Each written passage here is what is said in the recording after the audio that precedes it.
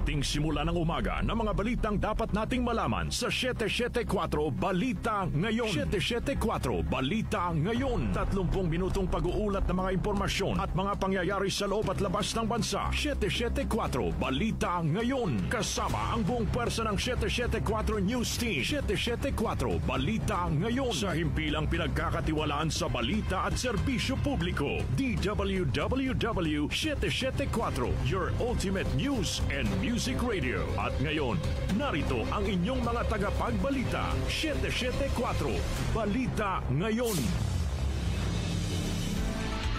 774 Balita Ngayon.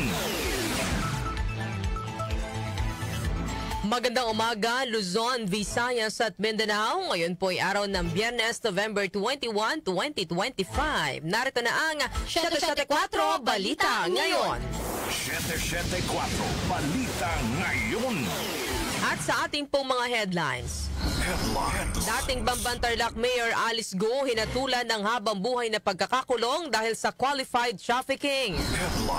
Palace Press Officer Claire Castro iginiit na galing sa Malacanang ang anunsyong pagbibitiw ni dating Executive Secretary Lucas Bersamin. Malacanang itinangging may nangyayaring internal investigation sa gabinete sa gitna ng balasahan. Lakas MCD o Lakas CMD iginiit na walang ebidensya na magsasangkot kay dating House Speaker Martin Romualdez sa korupsyon. 3 sa 7 luxury vehicles sa mga diskaya na ibenta sa auction sa halagang 38.21 million pesos.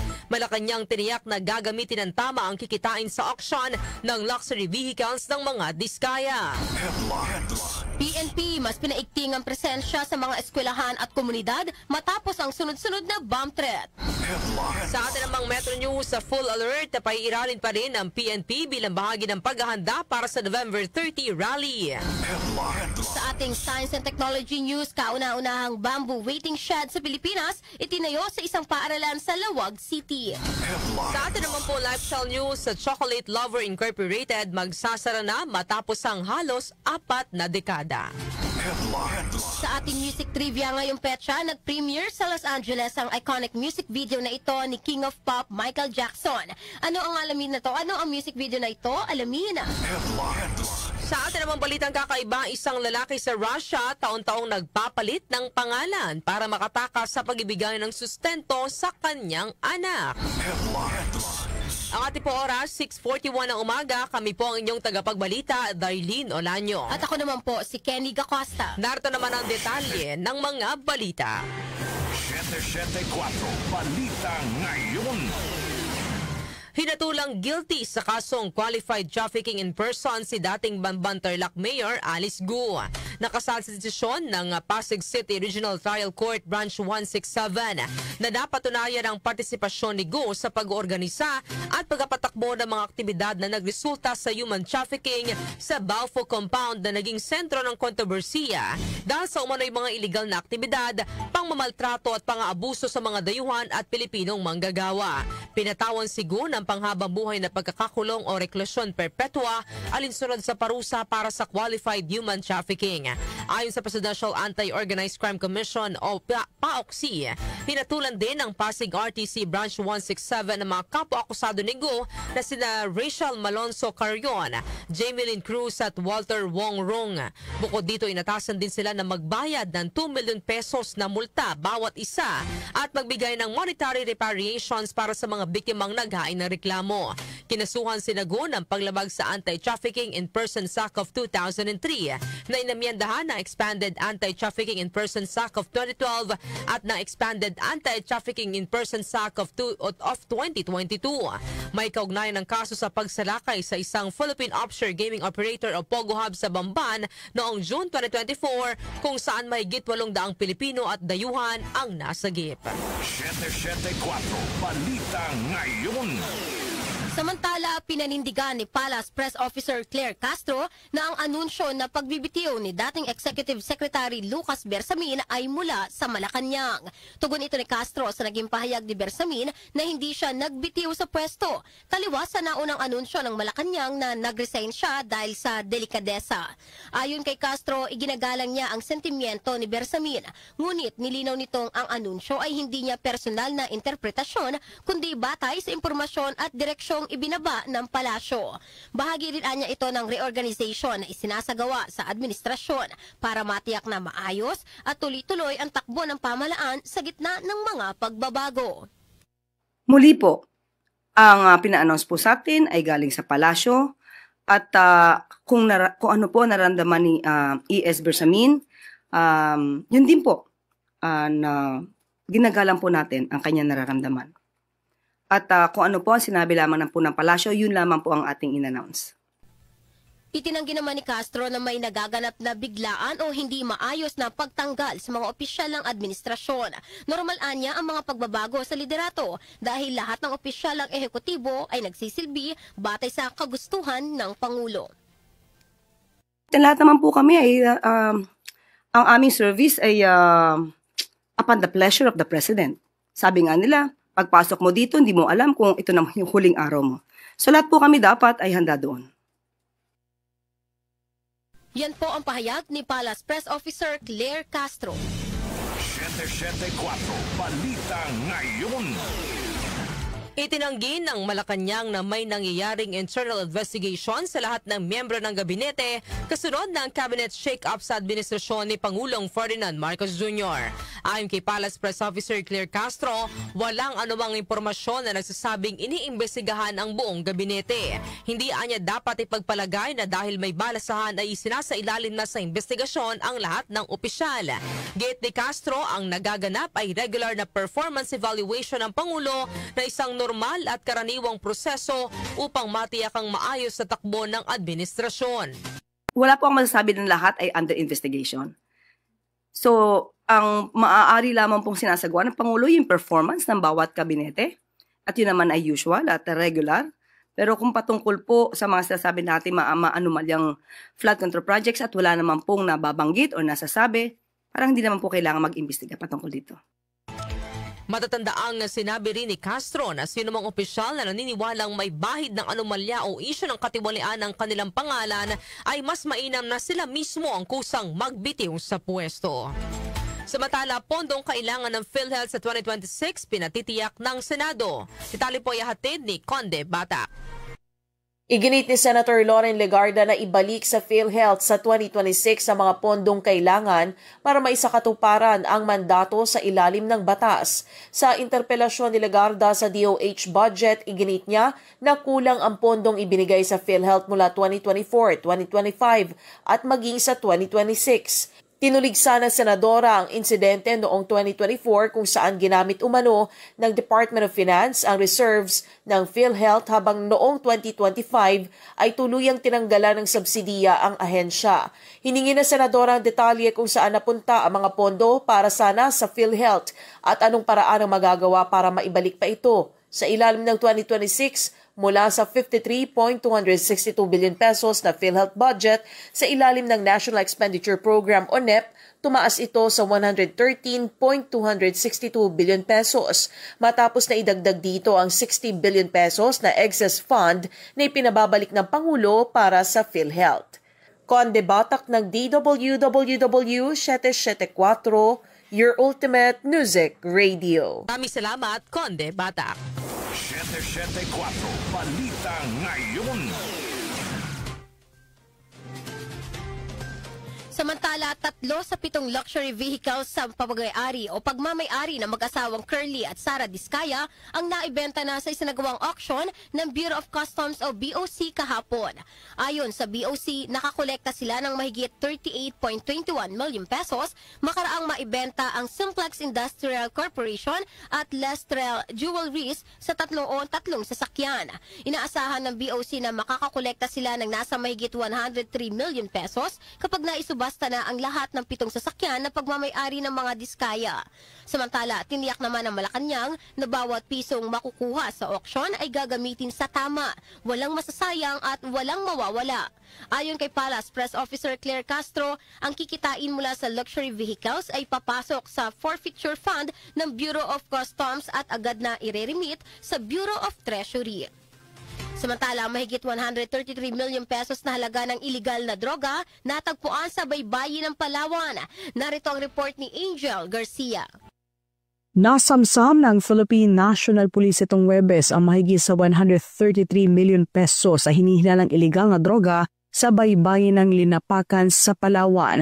Ayon kay Acting PNP Chief Police Lieutenant General Jose Melencio Nartates Jr., nagtungo ang pinagsanib na puwersa ng Linapakan Municipal Police Station, Provincial Police Drug Enforcement Unit at Provincial Intelligence Unit matapos ang makatanggap ng sumbong mula sa isang concerned resident sa Barangay Maroyo, Groyog. Ayon sa informante, nadiskubre na isa alias Benzo ang mga pakete ng hinihinalang naglalaman ng iligal na droga sa baybay ng Sitio Calilenday. Pagdating ng operatiba, tumambad sa kanila ang ilang kahong binalot ng itim na tape at may markang stone na nakakalat sa dalampasigan.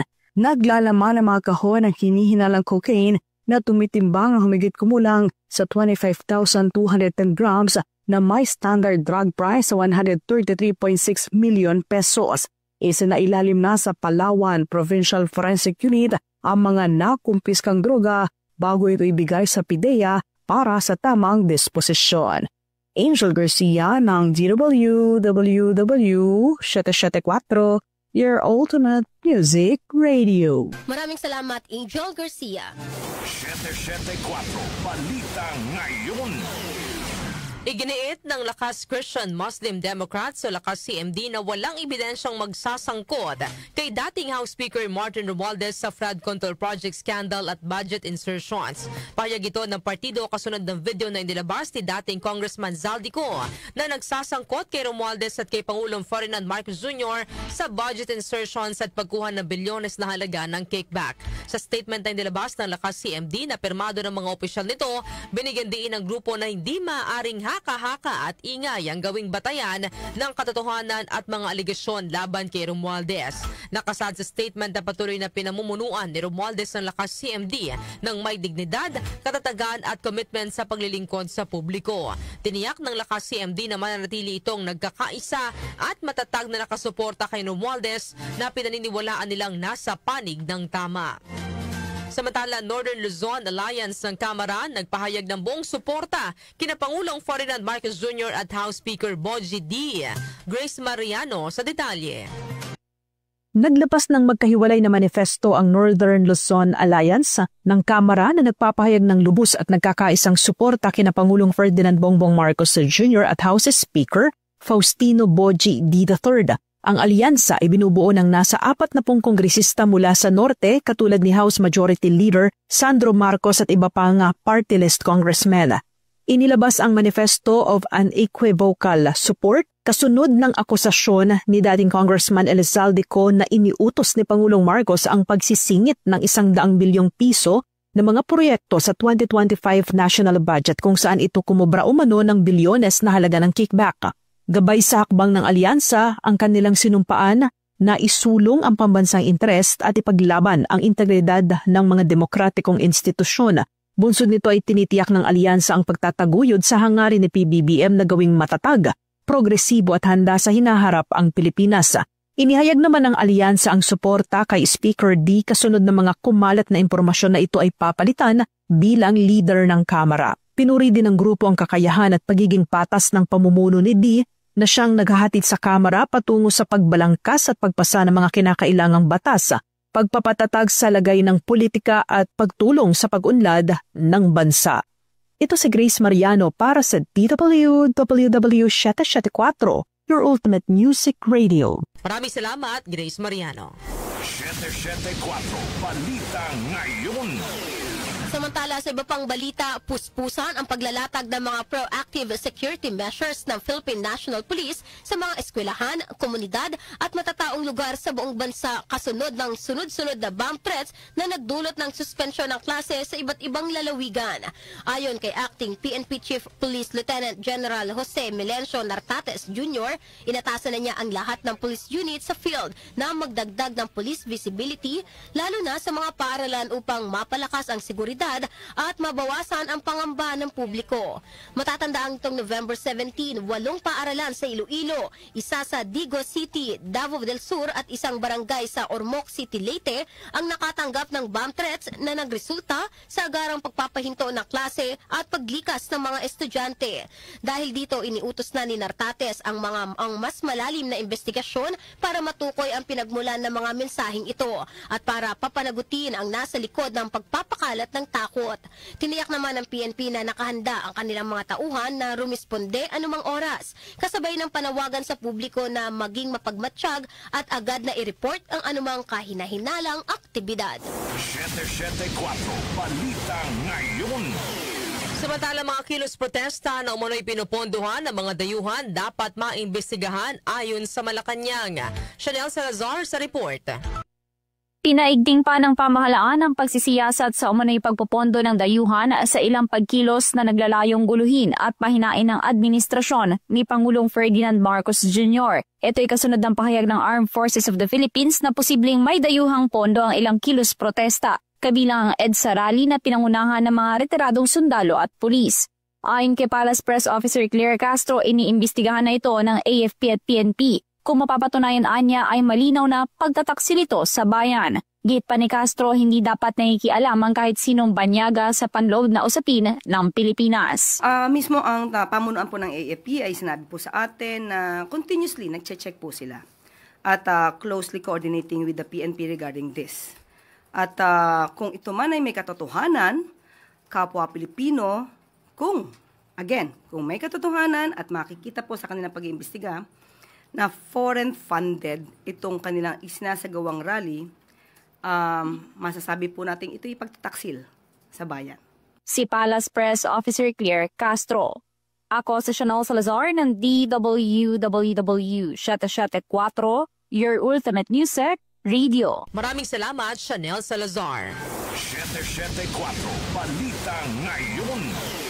Ang ating pong oras, 5 minuto bago mag-alas 7 ng umaga. Kami pa rin po ang inyong tagapagbalita, Darlene Olanyo. Ako naman po, si Kenny Gacosta.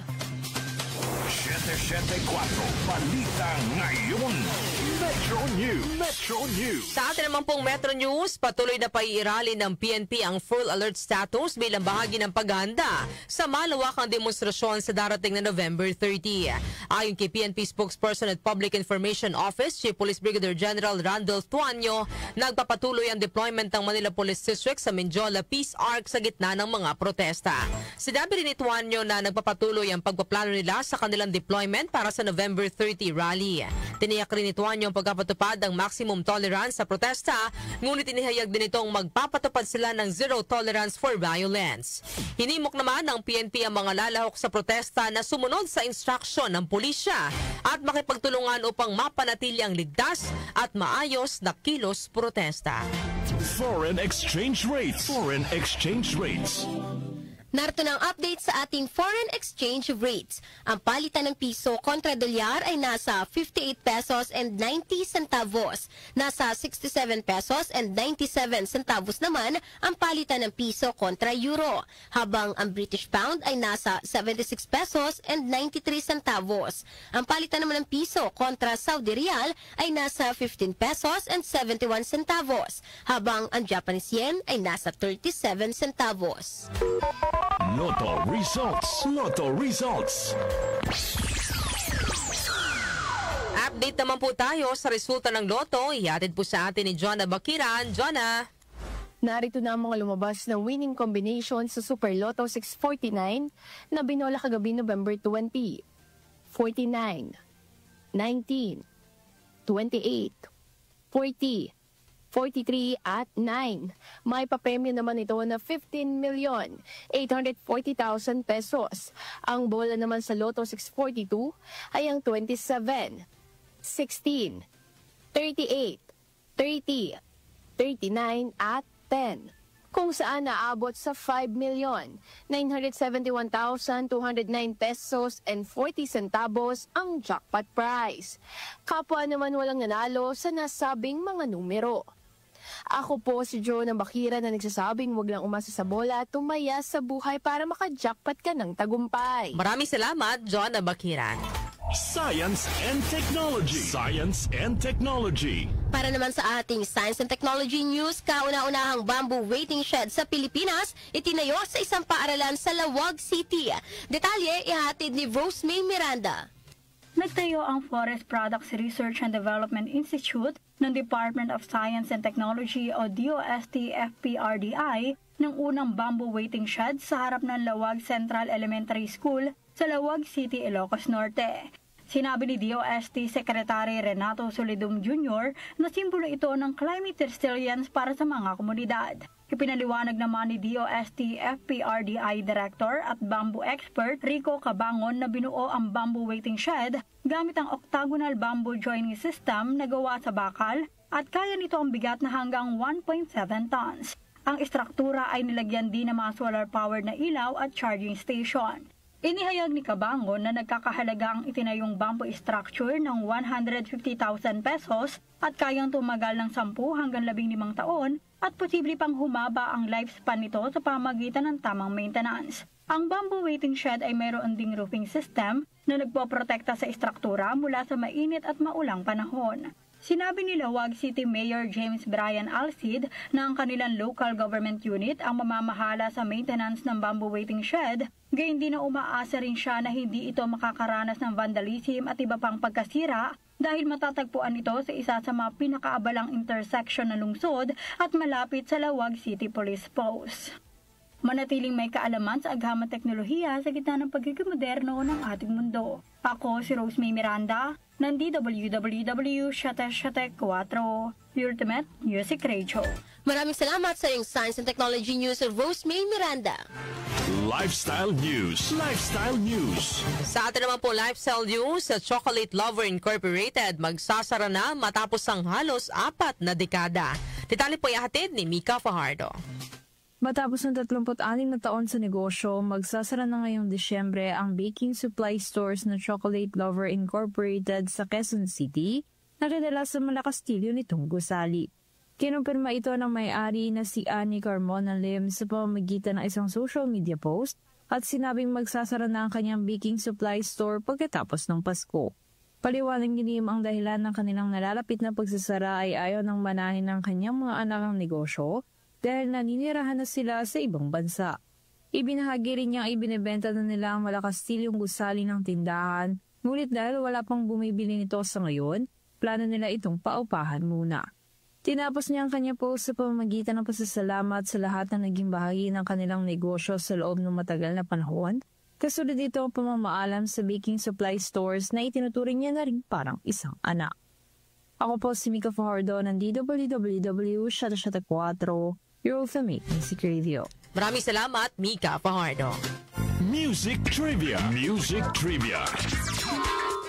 Para naman sa ating music trivia, ngayong petsa na ito, November 21, taong 1983, nag-premiere sa Los Angeles ang iconic 14-minute music video ng awiting Thriller ni King of Pop Michael Jackson. Isang taon, makaraang ilabas ang kanyang ika-6 na album o studio album na may kaparehong titulo. Ang Thriller song ay sinulat ni Rod Temperton, habang ang album naman ito ay produce ng legendary music producer na si Quincy Jones at naging kauna-unahang number 1 album ni Jackson sa music chart na tumagal ng 37 magkakasunod na linggo. Alam niyo ba na hindi na sana Thriller ang title ng iconic song na ito kundi Starlight? Ngunit para kay Quincy Jones, ang Starlight ay hindi isang malakas na titulo at mas nais nila ng isang misteryoso tulad ng personalidad ni Jackson. Ang kilalang Hollywood filmmaker and actor na si John Landis ang nag-direct ng music video ng kanta kung saan katuwang niya si Michael Jackson sa pagbuo ng script nito na naging isang mini-movie na ng mga sumasayaw na zombies. Ang Thriller music video ang isa sa kinikilala bilang most expensive and highest grossing music video sa kasaysayan. Balitang kakaiba. Sa atin naman pong balita ang kakaiba, isang lalaki sa Russia, taon-taong nagpapalit ng pangalan para makatakas sa pagbibigay ng sustento sa kanyang anak. Narito po ang detalye ng balita ang kakaiba, ihatid po sa atin ni Doc Justin. Magandang umaga. Yes, good morning mga kanyosek. Narito nating balitang kakaiba ngayong araw na ito. Oy, paalala ha, huwag ninyong gagayain ang lalaking tampok ngayon sa ating balitang kakaiba na tumatangka sa responsibilidad sa kanyang anak. Ikwinento ng pinuno ng Bailiff Service sa Russia na isang ayon siyang responsable sa pangungulekta ng child support na si Roman Karnev, na isang lalaki ang taon-taong pinapalitan ang kanyang pangalan at apelyido upang kaiwas sa pagbibigay ng sustento sa kanyang anak. Makaraan ng isang taon ay ibabalik ng lalaki ang kanyang lumang pangalan at sa susunod na taon ay muli na namang magpapalit para malito ang mga otoridad at mga zero. Umabura ang kanyang utang na child support. Gayon man, sinabi ni Karnev na wala ring mapapala ang lalaki sa modus niyang ito dahil kapag nagpalit ng pangalan ng isang tao, ang registry office ay otomatikong inire-report ang impormasyong ito sa mga bailiff, kaya hindi pa rin nakatatakas ang sinumang naatasang magbigay ng suporta sa kaniyang anak. Ayun lang, yun ang sinasabi natin, gustong maging tatay. Pero ayaw magpakatatay.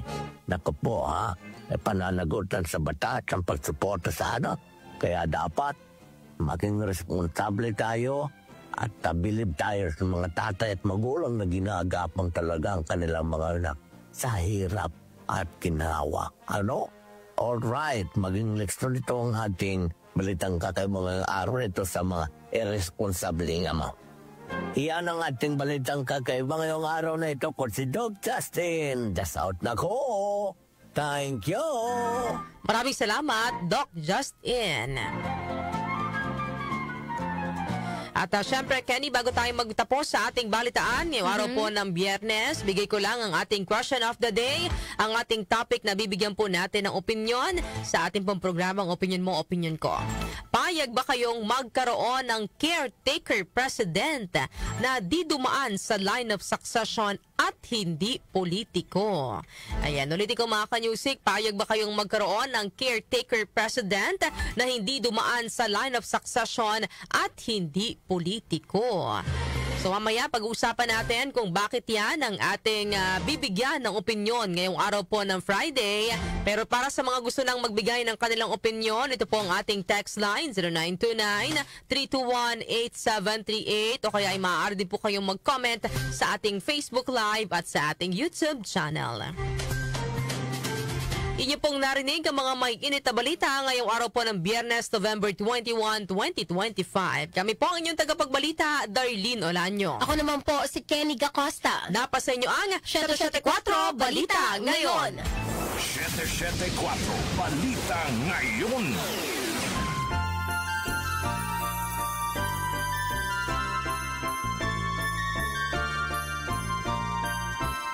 Mayroon na lamang po tayong 34 days bago ang araw ng Pasko. Ang ating po oras, 7:06 ng umaga.